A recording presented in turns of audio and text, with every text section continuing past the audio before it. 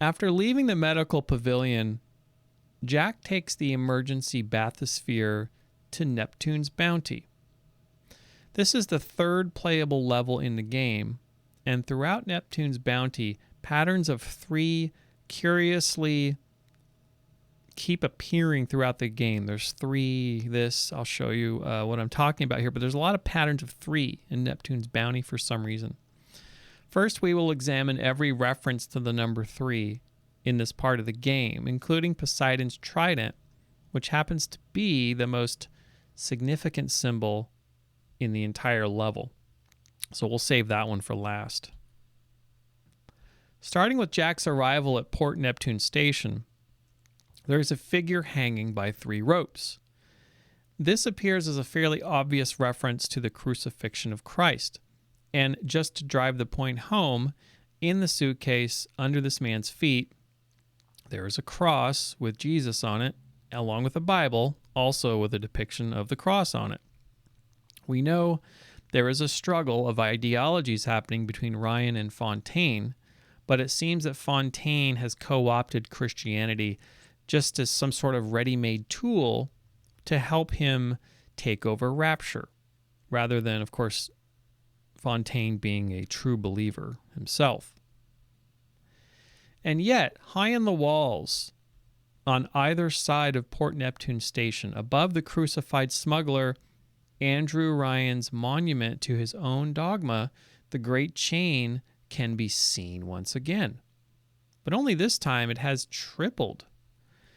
It seems rather ironic to have 2 seemingly disparate symbols of dogma in such close proximity to each other. This monument most certainly resembles the 3 points of a trident, something closely associated with Neptune or Poseidon.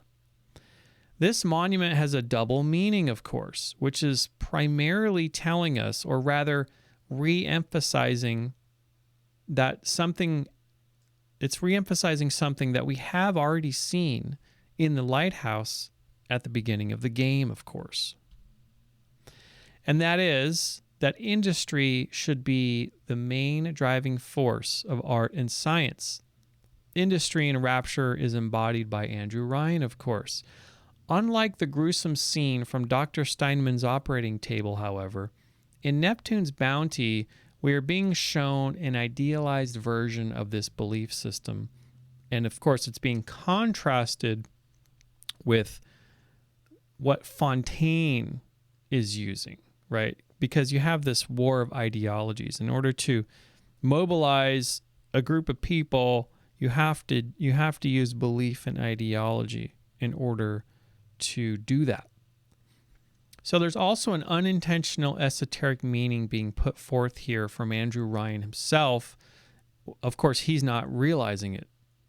We'll take a closer look at this esoteric meaning a little later, once we start exploring the deeper symbolism associated with the trident. These beer advertisements, which appear throughout Neptune's bounty, seem rather interesting as well.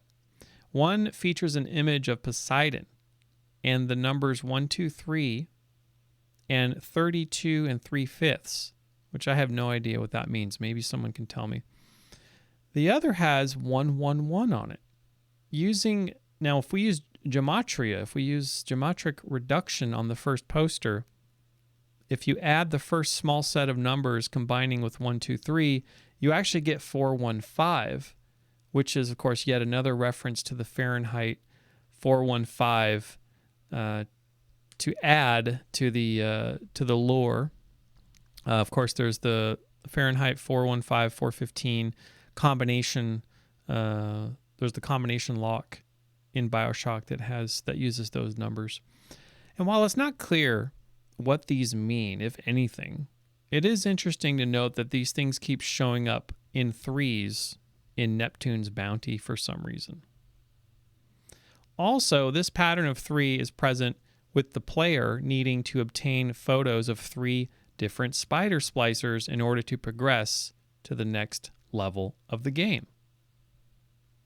Now, back to Neptune and the symbol of the trident. This is really great. This is interesting.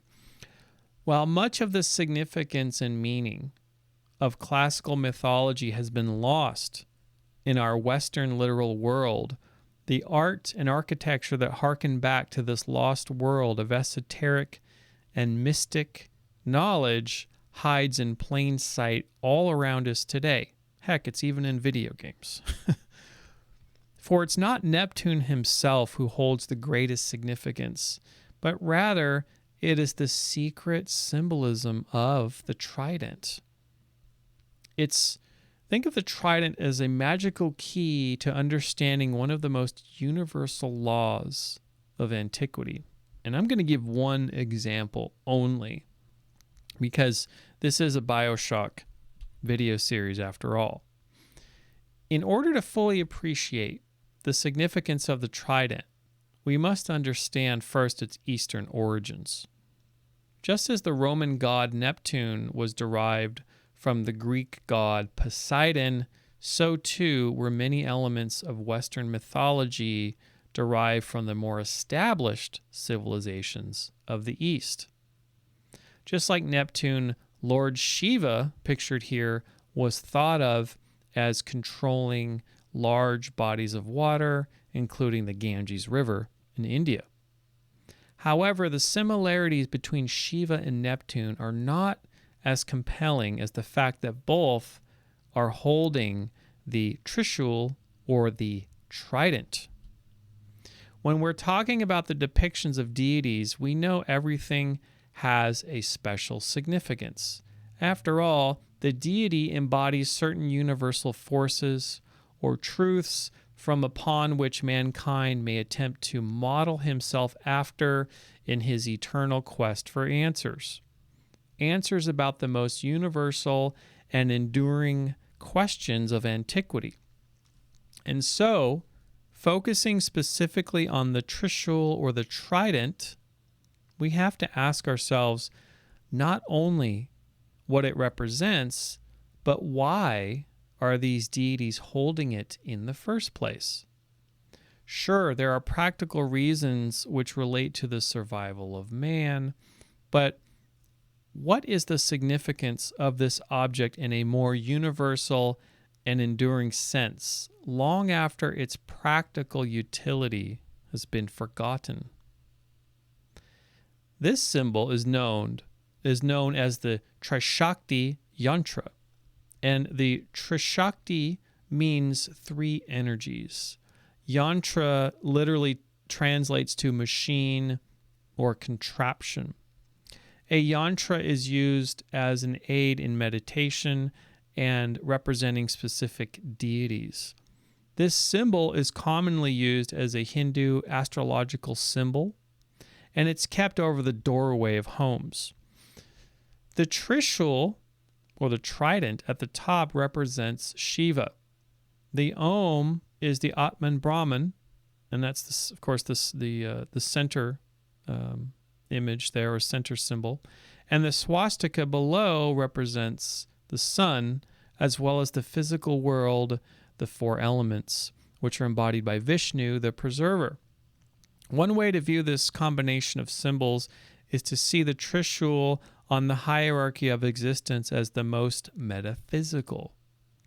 The Om, and remember, 3 is a metaphysical number, whereas 4 is a physical number. This translates from the East to the West.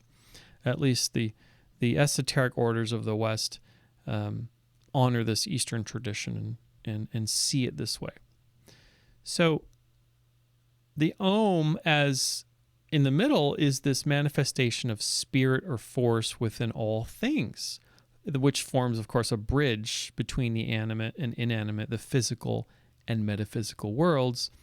Of course, the swastika representing the physical world and the Trishula being the metaphysical. So we have this bridge here. It's a very, very interesting symbol, to say the least. The meaning behind Neptune's trident relates to the threefold aspect of the universe, as well as the threefold aspect of humanity. In the universal sense, each prong of the trident represents past, present, and future. Originally, or at least as far back as we can trace the history of the trident or the trishul, it stands for the forces of creation, preservation, and destruction, which is embodied by the Hindu deities Brahma, Vishnu, and Shiva, respectively. Creation, preservation, and destruction are implying the linear nature of time, with Poseidon and his brothers Zeus and Hades being what? The sons of Kronos. And of course, Kronos being the father of time. In humankind's quest for ultimate answers, we've come up with every sort of way to embody the insights of the seekers from around the world and over the great expanse of history of mankind. The significance for Shiva to be holding this Trishula, or threefold aspect of the universe and of humanity, is to show us that within the realm of Shiva himself, which is Shiva, I should explain, is the great void of nothingness. Shiva literally means that which is not. This great void of nothingness from which all things have come and all things shall return to one day. So Lord Shiva is showing us that in his domain, which many in the West may equate to the underworld or great beyond, has dominion over past, present, and future, as his domain is one where time and creation, preservation, and even destruction are under his control. In the domain of Shiva, these three universal aspects are reconciled. And so, just like Poseidon's brother Zeus, this deity demonstrates his dominion over the elements of the sky and the heavens. And we shouldn't forget about Poseidon's other brother, Hades.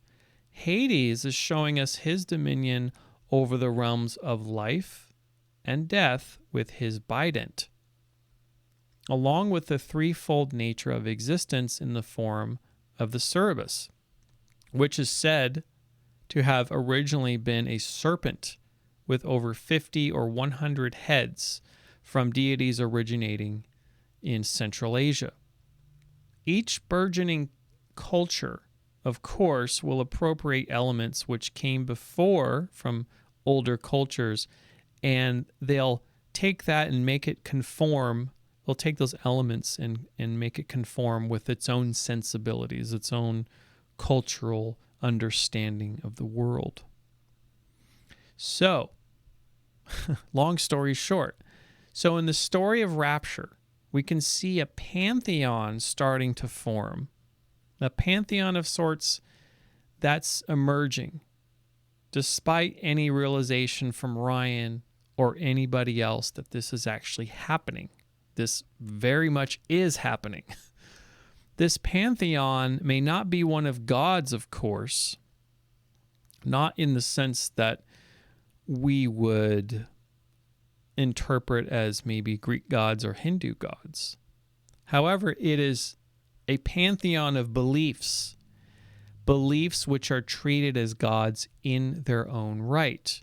And of course, to believe in God, all one must do is create an idol in their mind of God, or therefore this belief, right? Each main character becoming a hero for their respective belief, which they have all unwittingly elevated to the status of some sort of a deity. So when you become a champion of your own vision, you are, in a very real sense,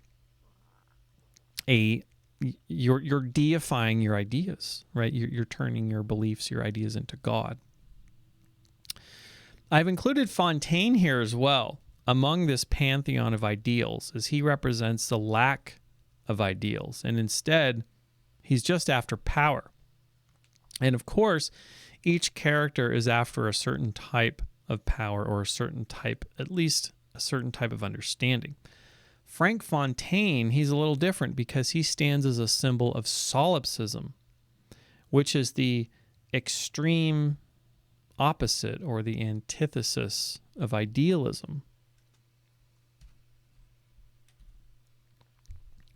I should also mention at this point, some may ask why Tenenbaum, a female, should stand for the embodiment of science, while Sander Cohen, a man, should stand for art. I rather like this mix, right? I think this is a great. This isn't cookie cutter esotericism here. I really like what they did, and I don't know if this was intentional by Levine or anyone else. But like I've explained in previous video series on masculine and feminine, it really has nothing to do with being a man or a woman. It's really the embodied energy within you. It's some people have a creative spirit that's really strong and they're men, and the creative happens to be feminine. And some women have a very strong analytical scientific mind. And it doesn't mean they're men, it's just that is a masculine trait traditionally. One is physical, the other is metaphysical, right? Going back to that. While it is true that most men possess a masculine heart and most women possess a feminine heart, there is no strict rule on this. And you can cultivate, as a man with a masculine heart, you can cultivate your creative side, your feminine heart. And women with a feminine heart, of course, can cultivate their masculine side, cultivate their masculine heart. So if you look into both of these characters, it's pretty clear that Tenenbaum is very strong in her masculine. And of course, that's exemplified by her mind and her actions. As well as Cohen, he's very strong in his feminine, his creative energy, by his mercurial and flamboyant nature.